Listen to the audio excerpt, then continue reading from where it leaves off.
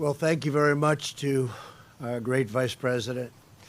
And thank you to all of the extraordinary patriots here at the United States Department of Defense, the world's largest building. I've heard for many years, the world's largest building, and it's under great leadership. Your devotion, strength, and courage keep America safe, strong, and free. It's because of you that the United States military is the most powerful fighting force on the face of the earth. I want to express our gratitude to the old guard and to all of the service members in today's review for their extraordinary commitment to excellence and their unwavering loyalty to our nation. It is the greatest honor of my life to serve as your Commander-in-Chief.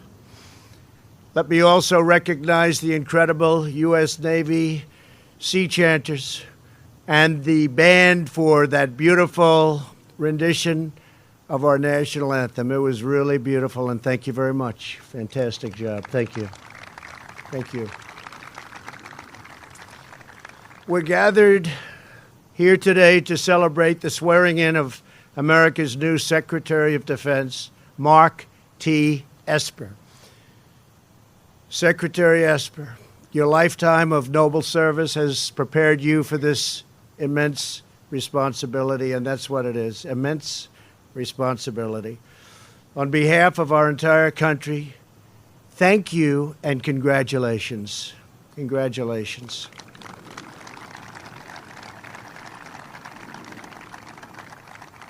I have no doubt, I know you well, that you will thrive in the performance of your duties and make all Americans, everybody in this great country, all Americans, very, very proud.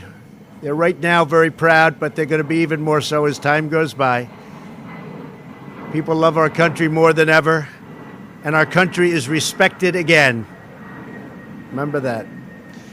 I'm delighted that many members of your family could be here for this special occasion, including your wonderful wife, Leah, your mother, Polly, and your children, Luke and Catherine. Thank you. Thank you very much. Congratulations to a great family. Thank you very much. Great family.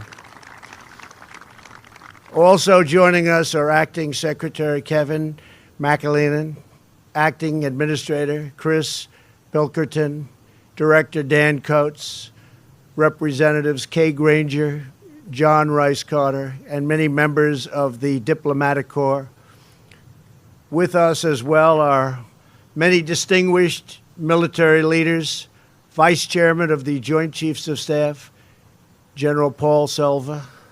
Where's Paul? Paul. Acting Secretary of the Army, Ryan McCarthy. Ryan?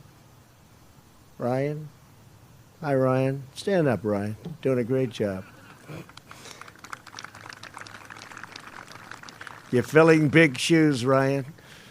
Acting Secretary of the Air Force, Matthew Donovan. Thank you very much. Thank you, Secretary. Acting Secretary of the Navy, Thomas Maudley. Thank you, Thomas. Great. Army Chief of Staff, General Mark Milley. Mark, thank you, Mark. Congratulations to Mark. Coast Guard Commandant, Admiral Carl Schultz. Thank you, Admiral. Marine Corps Commandant, General David Berger. General, thank you very much. Air Force Chief of Staff, General David Goldfein. General, thank you very much. And Chief of Naval Operations, Admiral John Richardson. Thank you all. Thank you, Admiral. Over many decades in times of war and peace, Mark Esper has answered the call of duty. He's never failed.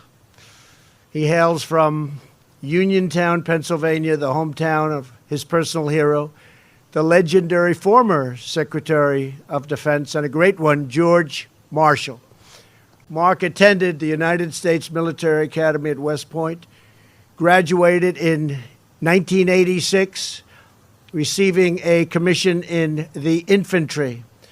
Soon he earned his tab, Ranger tab, and fought with the famed 101st Airborne Division in the Gulf War. He was awarded the Bronze Star and the Combat Infantryman Badge for his service. A brave guy. They all told me he's a brave guy. I knew that anyway. In total, Mark served in our nation's military for 21 years.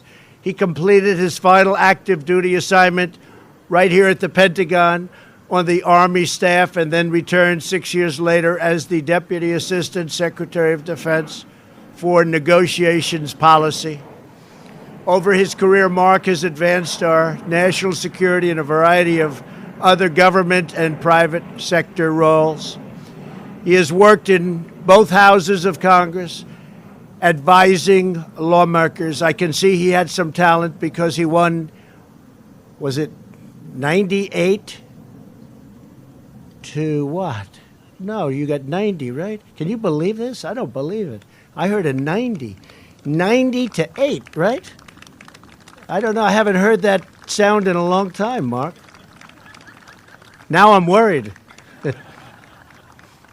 90 to 8. Wow. He served as vice president of Raytheon. Along the way, Mark earned a master's degree at Harvard's John F. Kennedy School of Government and a PhD at George Washington University. In 2017, Mark was sworn in as Secretary of the United States Army, a position in which he earned universal admiration and respect, tremendous respect. At the Department of Defense, Secretary Esper will work with more than 2 million service members and hundreds of thousands of civilian employees, all dedicated to one critical mission: the defense of the nation and of this great nation's people.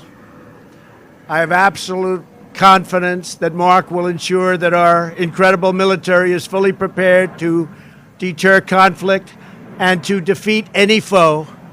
No enemy can match the awesome might of the American Army, Navy, Air Force, Coast Guard, and the United States Marines. We had a budget approved when I first came in, billions and billions of dollars more than it was previously in the previous administration, $700 billion. Then I went to $716 billion. And I won't even tell you what this one is. I can only tell you it's even more, because we have rebuilt things that nobody ever even thought of rebuilding. We've added the greatest planes in the world, the greatest missiles in the world. We've upgraded our nuclear very, very powerfully, including new. We never want to have to use it. Pray to God that we never have to use it, but we have the best in the world in every aspect of military. The sight of American warriors brings solace into the hearts of our friends and strikes fear into the hearts of our enemies. Our military today is more powerful by far than ever before. And 3 years ago, we could not have said that, could we, Mark? We're giving our warfighters the tools they need to fight and win with overwhelming force. After years and years of budget cuts and all of the things that they've been doing to set us back with our military, we have more than made up for all of it. We're building new tanks and ships and submarines and planes and missile systems to ensure that our warriors operate with unrivaled capability in conflict. Any battlefield will be a battlefield on which we win. We have given our service members their largest pay raise in nearly a decade.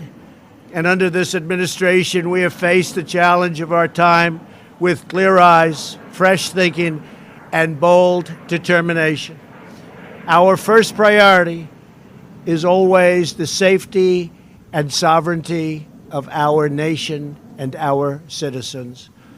Here at home, we have deployed military forces to confront the grave national security crisis on our southern border. And I want to thank all of the great military leaders for the help you've given us on our southern border. And as you know, Mexico has now deployed 21,000 troops, which is something they've never done before. And they've been a tremendous help, tremendous difference in the numbers very rapidly. And we want to thank the country of Mexico and the president. No nation can be safe or secure that fails to control its borders. In Syria and Iraq, thanks to the bravery of our warriors and their allies, the ISIS territorial caliphate has been 100% and just absolutely destroyed.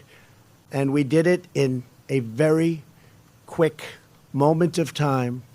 As soon as I said, I want to do it, and I want to do it fast, our military kicked in, and it happened very, very quickly. Today we stand not far from where terrorists attacked the Pentagon on 9/11, claiming 184 precious lives. We will never forget the immortal sacrifice of those American patriots. We vow to do whatever it takes to protect our homeland, to safeguard our people from the threat of radical Islamic terrorism, and to preserve American freedom. Around the world, America faces new threats and strategic rivals, it seems like all the time. We have met this competition with unmatched confidence, purpose, and resolve. We talk to all of them, and they talk to us with great, great respect. They respect our country so much more than they have for many, many decades. Right now, they respect us more than they have in many, many years, and it's only going to get more so. We are ensuring American dominance across every warfighting domain: land, air, sea, cyber, and now space. That is why, under Secretary Esper's leadership, we will, as Mike and Mark has already said, but it's so exciting to say. And whenever I make a speech, people start going wild. They stand up and they clap, and I can't sit them down, and I have to wait because I say we're launching the United States Space Force. They go absolutely wild. They understand that's where it's going to be at. And we're going to be there, and we're going to be there in every way that you can. As we aim ever higher, I know the men and women of this department will never let up and never rest easy. Together, we will fulfill our sacred mission to protect the greatest nation in the history of the world, the United States of America. With unyielding strength, we will defend our country, we will defend our people, and we will proudly defend our great American flag. Secretary Esper, congratulations again to you and your family. This is an incredible day in the life and fabled history of the United States. Secretary of Defense. Do you ever see that? Looking into, did you ever see that one as I watch all of these great men and women? You're going to do a great job, I have no doubt. Absolutely no doubt.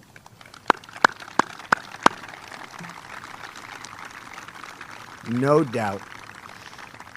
We cannot wait to see all that you will achieve for our nation as the new Secretary of Defense. I want to thank everybody for being here. Very special people. God bless you. God bless our military. And God bless America. Thank you very much, everybody. Thank you. Thank you.